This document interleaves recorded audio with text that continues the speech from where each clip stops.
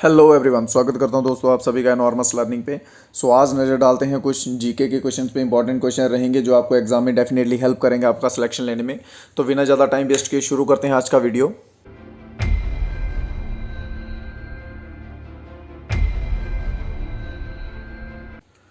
First question, what was the code name of Balakot air strike. Balakot air strike आप सभी को मालूम होगा अच्छे से, ठीक है, जो सुबह के टाइम हुआ था। जी हाँ, बालाकोट एयर स्ट्राइक जो है उसका कोड नेम जो है वो क्या था, ठीक है। Very good. देखिए सभी के नीचे लाइव चैट खुला है, कमेंट्स खुले हैं। आप सभी जितने भी जो जिसको जो आंसर आता है, जो आपकी समझ में है, सभी बच्चे नीचे आंसर देते हैं और लास्ट में सब टोटल बताइए कि आपकी एवरेज कितने आंसर जो है वो ठीक रहे हैं, ठीक है। और अगर आपको कोई भी डाउट हो तो कमेंट कर सकते हैं। देखिए कोड नेम जो था बालाकोट एयर स्ट्राइक का था वो था ऑपरेशन वांद्रा, ठीक है, operation Vandra. Option number D जिन जिन बच्चों ने सिलेक्ट किया है बिल्कुल सही आंसर है। चलिए नेक्स्ट क्वेश्चन को देखते हैं। What is the first chief of defence of India. Bharat के प्रथम रक्षा प्रमुख कौन थे। Chief of defence of India, इन्हें आप CDS, chief of defence staff, ठीक है। फर्स्ट सीडीएस कौन थे। Very good, most important question है और करंट अफेयर्स के रिलेटेड भी रहेगा ये क्वेश्चन। बहुत बढ़िया, well done well done. First chief of defence of India रहे हैं जनरल बिपिन रावत जी, ठीक है। अगर किसी स्पेसिफिक का पूछा जाता, नेवी का पूछा जाता, एयरफोर्स का पूछा जाता या आर्मी का पूछा जाता तो वो अलग रहना था, ठीक है। Chief of defence of staff माने तो इन तीनों के, ठीक है। सो आपका आंसर जाएगा ऑप्शन नंबर ए के साथ। नेक्स्ट क्वेश्चन की ओर चलते हैं। Question number, Bajrang Punia is associated with which game. Bajrang Punia का संबंध किस खेल से है। बजरंग पुनिया को उम्मीद करता हूं आप सभी जानते होंगे, एज अ स्पोर्ट्समैन जानते होंगे। एज अ स्पोर्ट्समैन नहीं तो पीछे न्यूज में आप सभी ने सुन रखा होगा, ठीक है। बजरंग पुनिया जो है वो किस खेल से संबंधित हैं। बहुत बढ़िया बहुत बढ़िया। Option number A wrestling, wrestling is the right answer. Option number A जिन जिन बच्चों ने सिलेक्ट किया है बिल्कुल सही। लास्ट में आप सभी को अपना अंततः स्कोर बताना है, ठीक है, कि कितना जो है आपका सही गया है। Well done. नेक्स्ट क्वेश्चन है, on 26 January 2020 who become the first women to lead all male marching contingent, ठीक है।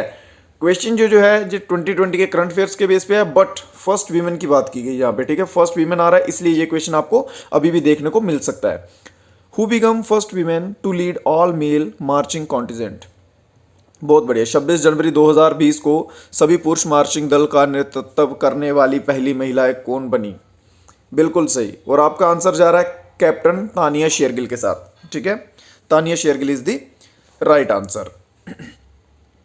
नेक्स्ट क्वेश्चन की ओर चलते हैं। अगला क्वेश्चन है, which is the most literate state. सबसे ज्यादा साक्षर दर वाला राज्य कौन सा है। जो कह लीजिए जहां पे एजुकेशन को सबसे ज्यादा प्रेफरेंस दी जाती है, जहां एजुकेशन की बेस पे कह रहे हैं ये, ठीक है। लिटरेसी रेट, साक्षरता दर किस राज्य में सबसे ज्यादा है, पढ़ा लिखा राज्य। बहुत बढ़िया। सबसे ज़्यादा लिटरेसी रेट जो है वो जाता है भाई केरला के साथ, और सबसे कम लिटरेसी रेट जो है वो जाता है बिहार के साथ। बिकॉज बिहार की पॉपुलेशन भी ज़्यादा है और बीच में ज़्यादातर तबका जो है वो एजुकेटेड नहीं है। बट मोस्टली जो है बहुत से लोग जो है वो बिहार से भी हैं, ऑफिसर रैंक पे बड़े बड़े पदों पे बैठे हुए हैं, ठीक है। नेक्स्ट क्वेश्चन पे चलते हैं। The Aryans were settled in. आर्यों को बसाया गया था। आर्यस जो आए थे, ठीक है, सबसे पहले ये जो शूद्रा वैश्य ये जो किए गए हैं ना, ये बंटवारे हुए थे स्टार्टिंग में, ये आर्यस के द्वारा ही किए गए थे, ठीक है। उन्हीं ने स्टार्टिंग में इसको किया था। चलिए ये जो है ये आते समय कहाँ बसे थे सबसे पहले। बिल्कुल देखिए इसका आंसर जो है ये सप्त सिंधु रहेगा, इंडस नदी, ठीक है, वहां पे बसे थे। बट ये वैली ऑफ गंगा जो है ना, ठीक है, गंगा की घाटियां जो है, ठीक है, वहां पर भी इनका थोड़ा थोड़ा बसे हुए थे, वहां पर भी इनके थोड़े थोड़े देखने को मिलते थे। बट जो आपका आंसर है वो रहेगा सप्त सिंधु, ठीक है। अगर इन केस सप्त सिंधु ना दिखे आपको तो आप गंगा के साथ जा सकती हैं, ठीक है, वैली ऑफ गंगास पे। सो नेक्स्ट क्वेश्चन है हमारा, against whom was the war of American independence fought. American थे जो वो किनके अगेंस्ट, किनके विरुद्ध जो है लड़ाई लड़ रहे थे। अमेरिकी स्वतंत्रता संग्राम किसके विरुद्ध लड़ा गया था। बिल्कुल बिल्कुल बिल्कुल, भारत की तरह वहां भी ग्रेट ब्रिटेन, ब्रिटिशर्स, ठीक है, ईस्ट इंडिया कंपनी के रूप में जो आए थे। ब्रिटिशर्स जो थे एक बहुत ही बड़ी ताकतवर एक कॉलोनियल पावर बन चुके थे ब्रिटिशर, ऑल ओवर वर्ल्ड कह लीजिए, ठीक है। वह बिल्कुल बिल्कुल, कुछ ईस्ट का पार्ट छोड़ दीजिए, उसके सिवा कह लीजिए सारे वर्ल्ड में ये एक अच्छे खासी ताकत बन चुके थे। बहुत बढ़िया। चलिए नेक्स्ट क्वेश्चन जो है, when the moon comes between earth and sun is called, देखिए धरती परिक्रमा करती है, ठीक है, ये मान लीजिए सन है, ठीक है, ये सन है, ये हमारी अर्थ है, ठीक है, अर्थ के इर्द गिर्द मून घूमता है, ठीक है, और धरती जो है वो सूर्य के इर्द गिर्द घूमती है। जब ये रोटेशन के चक्कर में ये जो मून है ये यहाँ से यहाँ आ जाता है, इस पोजीशन पे आ जाता है, सूर्य और धरती के बीच में आ जाता है, तब कौन सा इक्लिप्स होता है, उसे क्या कहते हैं, कौन सा ग्रहण लगता है? बिल्कुल बिल्कुल, बहुत बढ़िया, सही समझ रहे हैं, कौन सा ग्रहण लगता है, इक्लिप्स होता है ग्रहण लगना, ठीक है, बिल्कुल, तब होता है सोलर इक्लिप्स। बहुत बढ़िया, solar eclipse, option number C is the right answer. Next question पे चलते हैं। How many islands of India are located in the bay of Bengal, Bengal की खाड़ी, ठीक है, एक है वे ऑफ बंगाल, एक है अरेबियन सी, ठीक है, अरेबियन सी जो है ये आ जाता है महाराष्ट्र वाली साइड, जिधर जिस बाउंड्री पे महाराष्ट्र है, केरला है, उस साइड पे महाराष्ट्र, उस साइड पे आता है Bay of Bengal, sorry Arabian sea, और वे ऑफ बंगाल जो है वो आता है ऑपोजिट डायरेक्शन में, ईस्टर्न घाट्स की तरफ में बे ऑफ बंगाल आ जाता है, ठीक है जी, बिल्कुल। यहां पे आ जाएगा आपका अरेबियन सी इस साइड, और इस साइड आ जाता आपका बे ऑफ बंगाल, ठीक है, इधर आता बे ऑफ बंगाल, इधर आता अरेबियन सी। और पूछा गया कि बंगाल में जो है टोटल बे ऑफ बंगाल में कितने आइलैंड्स हैं, सॉरी ऑप्शंस, हाँ, किसी बच्चों को अगर नॉलेज होगी तो वो सही आंसर देगा, ऑप्शंस के अकॉर्डिंग जिसने आंसर दिए वो गलत हैं इसमें, सॉरी ऑप्शन नहीं दे रखा, ऑप्शन है 572, 572, जिस किसी बच्चे का 572 आंसर दिया है, वेरी वेल, क्योंकि उस बच्चे को एक्चुअल में नॉलेज है, ठीक है, बहुत बढ़िया। 572 जो है आइलैंड्स जो वे ऑफ बंगाल में है, ठीक है, लोकेशन मालूम होगी आप दोनों, इन दोनों की, वे ऑफ बंगाल और अरेबियन सी की। चलिए नेक्स्ट क्वेश्चन है, how many articles are there in constitution of India, Bharat के संविधान में कुल कितने अनुच्छेद हैं, टोटल आर्टिकल्स जो है हमारे कॉन्स्टिट्यूशन में कितने हैं? Very good very good, most important question है, बिल्कुल सही, 395 जो है टोटल आर्टिकल्स हैं इंडियन कॉन्स्टिट्यूशन में, ठीक है, ऑप्शन ए आपका बिल्कुल सही जवाब है। नेक्स्ट क्वेश्चन है, विच of the following is not an official language of UN, United nation, ठीक है, निम्नलिखित में से कौन संयुक्त राष्ट्र की आधिकारिक भाषा नहीं है, ऑफिशियल लैंग्वेज नहीं है इनमें से, जर्मनी, रशियन, फ्रेंच या फिर स्पेनिश? बिल्कुल बढ़िया बिल्कुल बढ़िया, स्पेनिश नो, स्पेनिश है, फ्रेंच है, रशियन है, जर्मनी जो है ये नहीं है, ठीक है, जर्मनी जो है यूएन के अकॉर्डिंग ये ऑफिशियल लैंग्वेज नहीं है यूएन की, बहुत बढ़िया। नेक्स्ट पे चलते हैं, national defence academy is located at, national defence academy NDA, NDA जो है ये कहाँ पर स्थित है, स्पेशली मैं उन बच्चों से उम्मीद करूंगा जिनके ये स्टेट में है, जिनके ये डिस्ट्रिक्ट में है, ठीक है, क्योंकि मैं हर वीडियो में कहता हूं सबसे पहले आपको अपने स्टेट के बारे में मालूम होने चाहिए, बहुत से क्वेश्चन जो आपके स्टेट से आते हैं और आपको मालूम नहीं रहता है, ठीक है, बहुत बढ़िया। कहाँ पर है भाई एनडीए? जो बच्चे महाराष्ट्र से हैं कुछ बता सकते हैं? बिल्कुल पुणे में है, ठीक है, पुणे में एनडीए जो है वो है, और कहाँ पे, खड़कवासला, ठीक है, जो लोकल होंगे इधर के पुणे के या महाराष्ट्र के उनको मालूम रहेगा, स्पेशली पुणे वालों को, ठीक है, पुणे में खड़कवासला जगह वहाँ पे एनडीए है। ये एनडीए क्या है, किस लिए ये क्वेश्चन आ रहा है, ये क्वेश्चन इसलिए आ रहा है क्योंकि ये फर्स्ट ट्राई सर्विस, ठीक है, 3 का ग्रुप को बोलते हैं टीआरआई, ठीक है, इनको मतलब नेवी, एयरफोर्स और इंडियन आर्मी, ये तीनों जो है एक साथ मिलकर यहाँ पे सर्विस दे रहे हैं, ठीक है, और ये वर्ल्ड की फर्स्ट ट्राई सर्विस जो है एकेडमी है, ठीक है। चलिए नेक्स्ट क्वेश्चन पे चलते हैं, Oscar award is given for, Oscar award जो है, ऑस्कर पुरस्कार जो है ये किस फील्ड में दिया जाता है? बहुत बढ़िया, ऑस्कर अवार्ड किस फील्ड में दिया जाता है? बिल्कुल, ऑस्कर अवार्ड दिया जाता है फिल्म की फील्ड में, फिल्म्स, ठीक है, मूवीज वगैरह इनकी फील्ड में जो है ऑस्कर अवार्ड दिया जाता है, बहुत बढ़िया।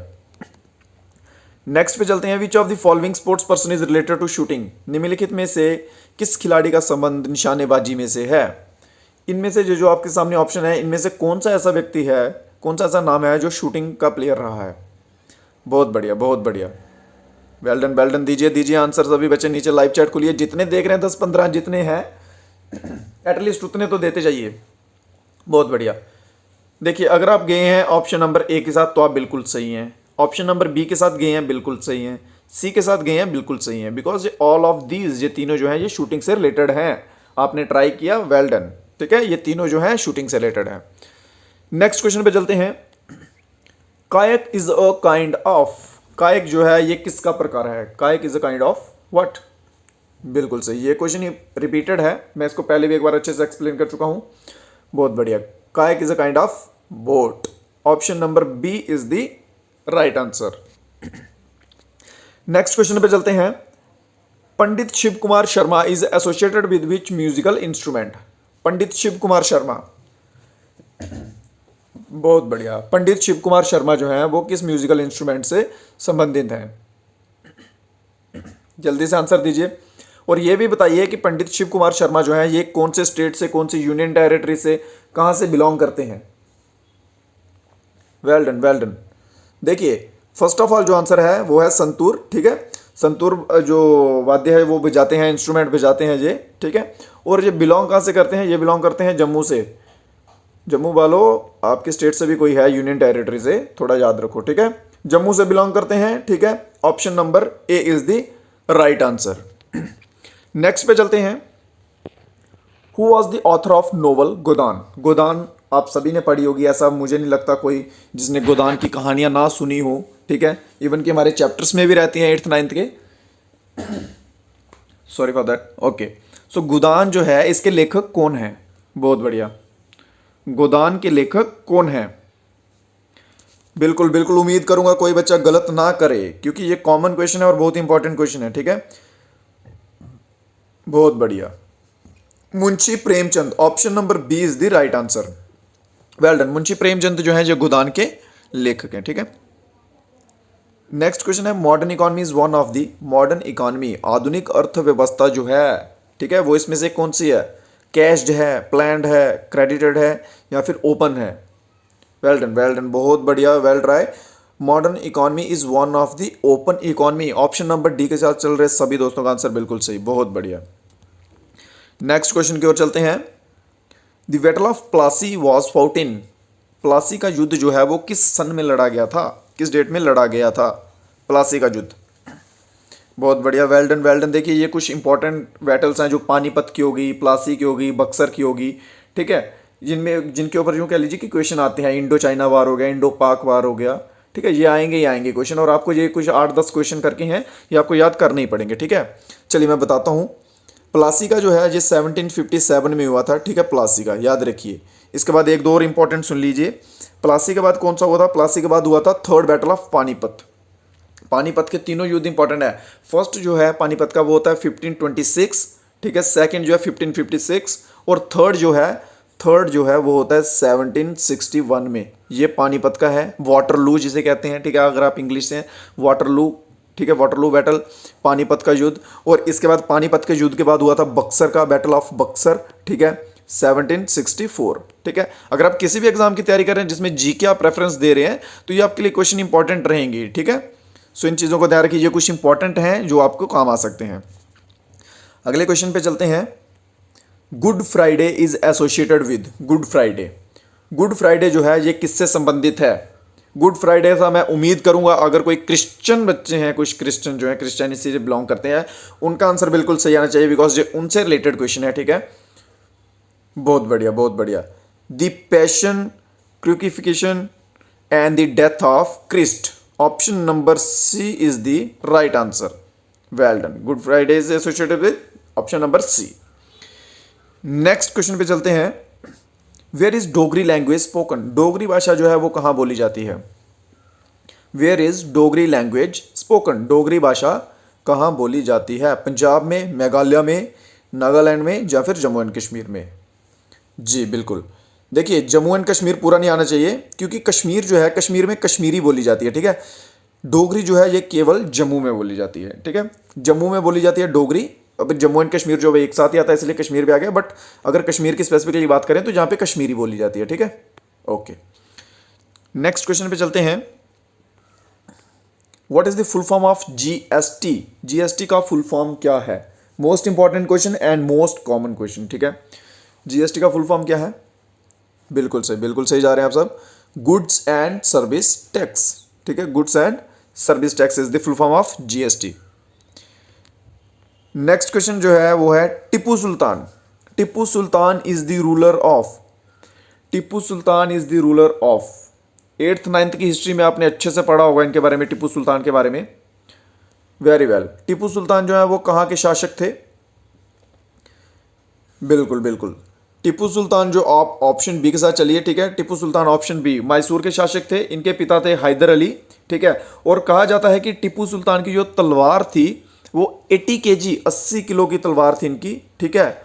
80 किलो की तलवार थी और उसका जो बाहर का पोर्शन होता है ना, मयार कहते हैं शायद से, ठीक है, उसके ऊपर कुरान लिखी हुई थी। पूरी कुरान जो है इन्होंने लिखाई हुई थी अपनी तलवार के कवच के ऊपर, ठीक है। चलिए नेक्स्ट क्वेश्चन के ऊपर चलते हैं। Where is Siachen glacier located? Siachen glacier जो है ये कहाँ स्थित है? बहुत बढ़िया। सियाचिन ग्लेशियर जो है ये कहाँ स्थित है? जब आप ज्वाइन कर जाएंगे इंडियन आर्मी तो आपको जरूर मौका भी मिलेगा सियाचिन ग्लेशियर में जाने का, ठीक है। बिल्कुल सही, Ladakh. Option number A is the right answer. Siachen glacier जो है ये लद्दाख में स्थित है। नेक्स्ट क्वेश्चन पर चलते हैं। Where is Jim Corbett national park located? Jim Corbett national park जो है ये कहाँ स्थित है भाई? जिम कॉर्बेट नेशनल पार्क कहाँ स्थित है? इजीएस्ट क्वेश्चन और कॉमन क्वेश्चन है, ठीक है दोस्तों। उम्मीद कर रहा हूँ मैं आपको जितना पढ़ा रहा हूँ क्वेश्चन सब समझ आ रहे हो। अगर आपको कोई डाउट रह जाता, कुछ चीज़ नहीं समझ आती है तो डेफिनेटली आप पूछ सकते हैं, नो प्रॉब्लम, ठीक है। और टेलीग्राम का लिंक नीचे दिया रहेगा, वहाँ पे आपको नोटिफिकेशन दे दिए जाए करेंगे वीडियो में। डेली आपको एक वीडियो वहाँ में मैं एज अ प्रैक्टिस के लिए दे दिया करूँगा, ठीक है, जिससे आपकी प्रैक्टिस अच्छी हो और आपका एग्जाम में अच्छे से अच्छे स्कोर कर सको, ठीक है। तो टेलीग्राम ज्वाइन कर लेना सभी बच्चे इसके बाद, ठीक है। और इसका आंसर बताइए। चलिए ये क्वेश्चन आपको रख लीजिए आप अपने होमवर्क के लिए, ठीक है। ये आप नीचे कमेंट बॉक्स में आप सभी इसका आंसर बताएंगे। सो दोस्तों आज के वीडियो में इतना ही, मिलते हैं नेक्स्ट वीडियो में। तब तक के लिए जय हिंद, जय Bharat, have a nice day.